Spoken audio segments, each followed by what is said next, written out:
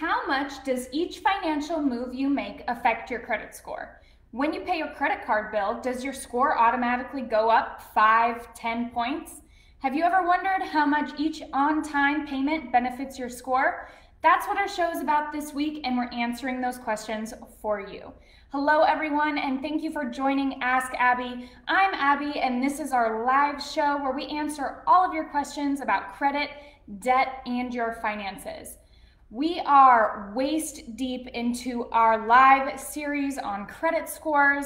We've talked about the basics and done 2 full shows for you answering questions like why you should care about your credit score and quick and easy ways to improve that credit rating. This week, we also have 2 great new shows for you. Today, we're talking about credit score specifics, answering the question, how much do certain actions affect my score? Someone asked me this question on Facebook, so that's what we're going to be answering today.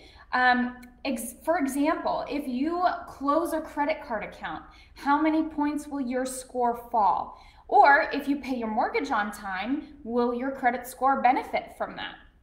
These are all great questions, and we have answers for you today, so make sure you don't tune out as we go. If you have questions, please put them in the comment bar and I will get them answered. Before we get into any of that, and if you're still thinking, why should I even care about my credit score? How does it affect me? Or my credit score is so low, I've just given up, or I don't care, I don't know where to start. We have a show for you. We did it last week, so let me just go ahead and put that in the comment bar. So if that's you and you're wondering, why should I care about my credit score?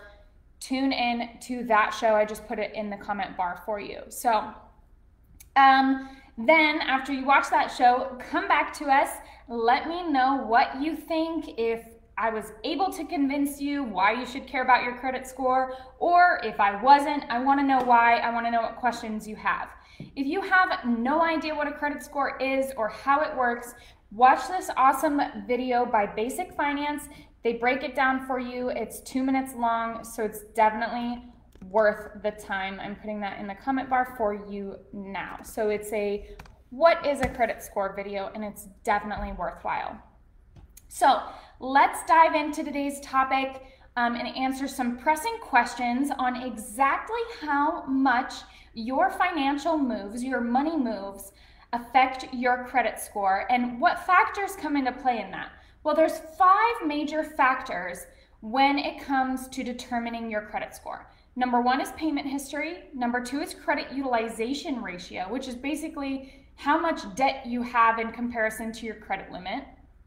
Number 3 is the age of your accounts or your credit history. And then number 4 is the mix of accounts or the type of accounts you have.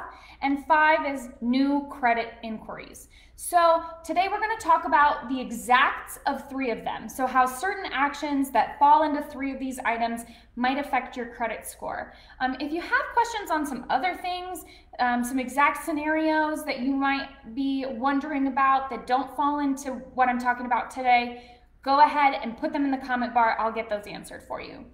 So first, let's talk about payment history. Your payment history accounts for 35% of your credit score. So that's pretty significant. It's the number 1 determining factor, or the highest influenced factor when it comes to determining your credit score. So credit bureaus usually report, or your creditors and lenders usually report to credit bureaus about every 30 days or so. So the question is, how much will one late payment affect my score? Well, you're not going to like this answer, but it of course depends. And it depends on a variety of factors, but we're going to talk about that and I'm going to dive into some specifics. So a couple of things it depends on is how long ago did the most recent late payment occur? How late are you? And how many of the credit report, or how many of your accounts have been late in addition to that account? So while all of those factors in this case affect your score, the weird part about all of this is the better your score, the more your score will decrease due to the effects of something like a missed payment. So for example, credit.com said that a FICO score of 780 could drop by 90 to 110 points for something like a late mortgage payment. That's huge. And that's a late mortgage payment. Even credit card payments could drop your score significantly. That said, because a missed payment accounts for such a huge percentage of your score, other actions might negatively or positively affect your score more than that. So according to Vantage Score, which is one of the scoring models we talked about last week, there's Vantage, there's FICO. Vantage Score, payments are the #1 impacting factor, followed by your credit utilization ratio, closing an account, and then lastly, applying or opening a new account, which is that hard inquiry thing that we're going to talk about later. So while your score might not go up and down by exactly a certain number of points, you can assume that to increase your score to the place where you originally started if you missed a payment will take about 9 to 12 months depending on where you started from. Which means that in the case of a person with the 780 score whose score fell from 90 to 110 points, they can probably increase their score by 10 points every month for every month of on-time payments. So that's if you're trying to repair your score from something negative that affected it. It takes about 9 to 12 months for a missed payment, and in this person's case with that high score of 780, 10 to 12 points. So the next factor that can really affect your score is credit utilization ratio. So like I said, that is the amount of debt you have in comparison to your credit limit. So let's say you have a maxed out credit card. What effect does that have on your score every month? And if you pay it off, how much will your score change, or will you benefit from that?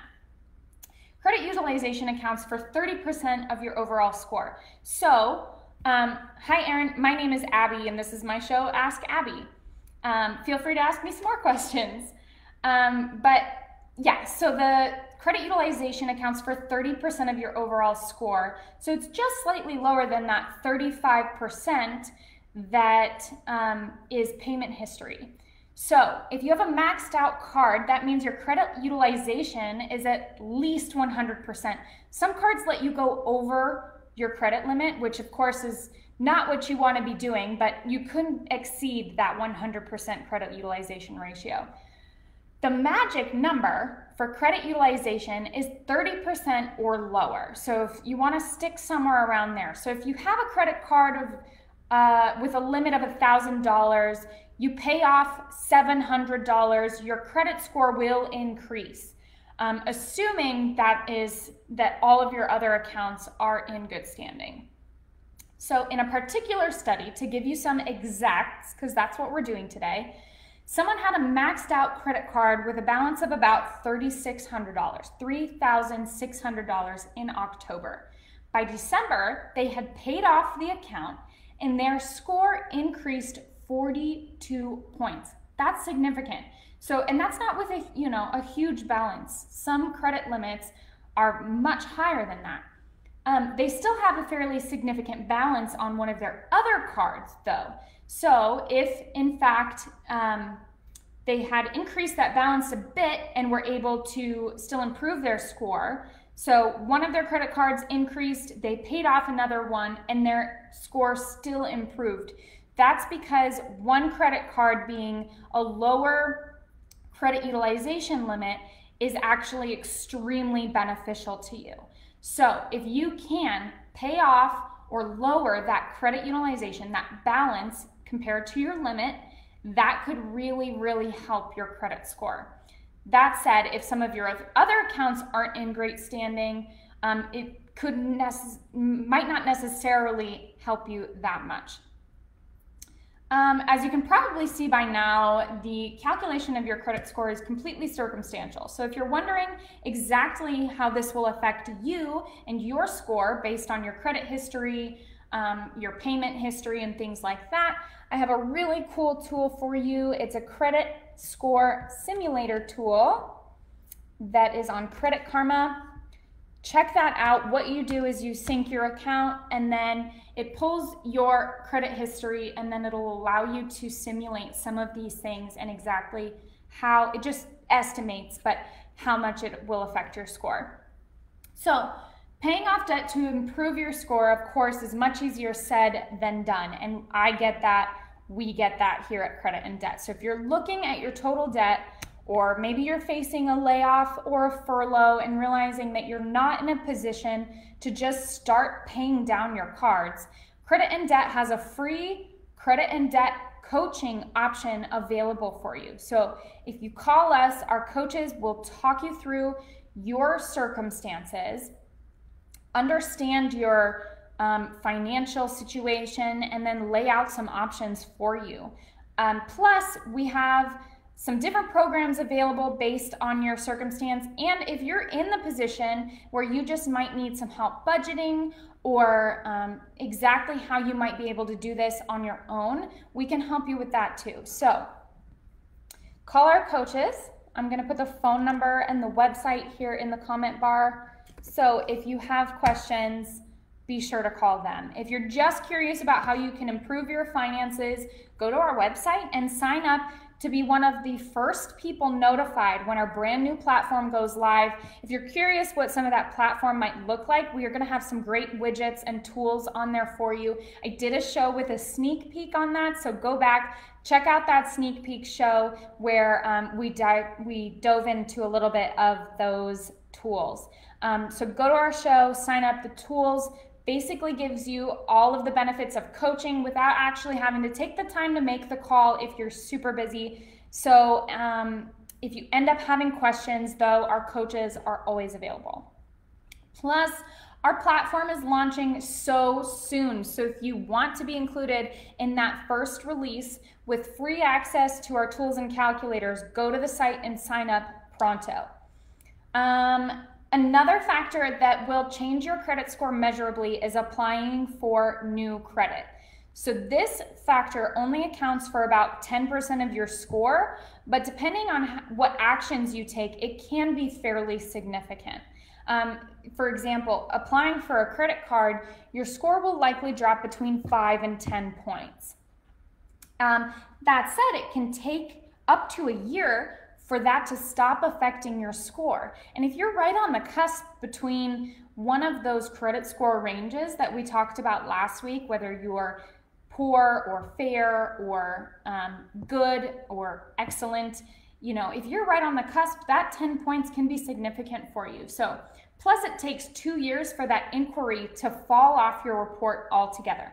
So if you go to some store and apply for a credit card, they're going to do a hard inquiry of your credit and it will lower your score.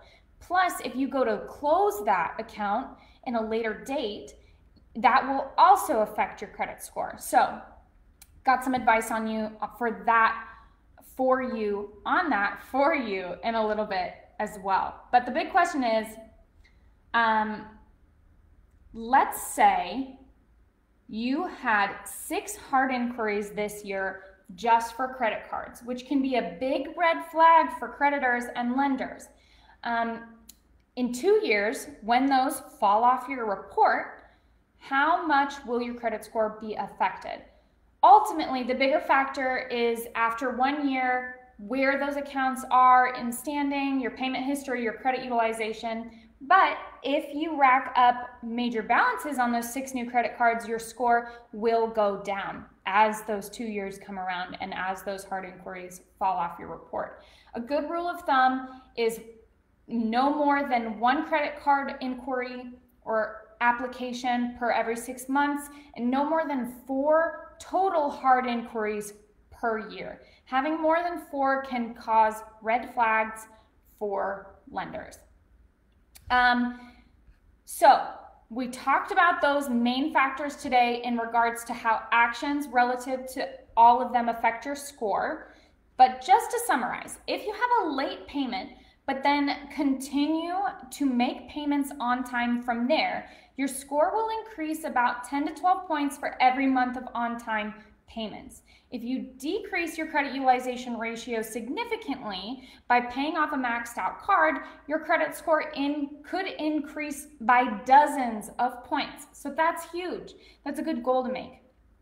Remember that that magic number for credit utilization is 30%, which means if you have a credit limit of $1,000, you have no more than $300 on your credit card at any point in time. Plus, you should make sure to try to pay it off every month so that every month you have a balance of zero.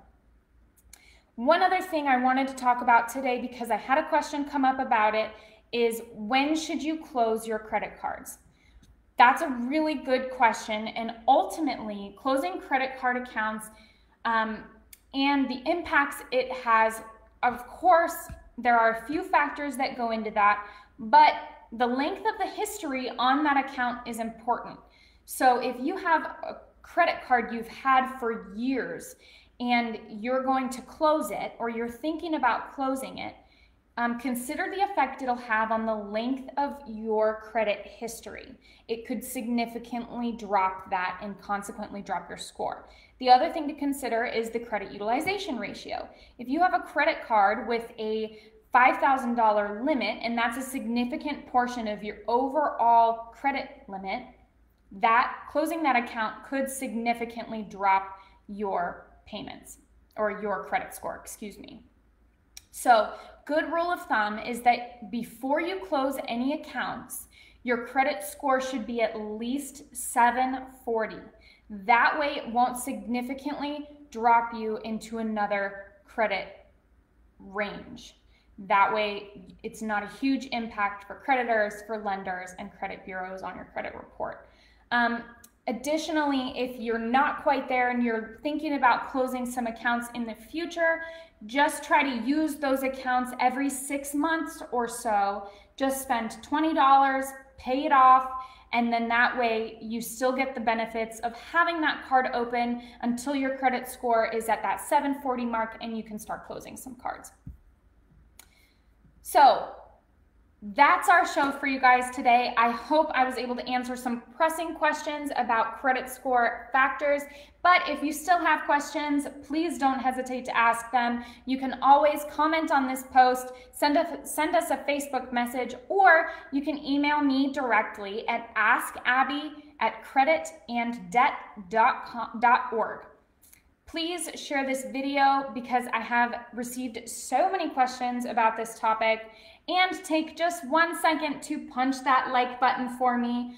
And lastly, don't forget to tune in to our Ask Abby show on Friday. We have a Friday special for you guys as we transition into our student loan series. Shout out to all the college students out there with August rolling around. So thank you again for watching, and we will see you soon.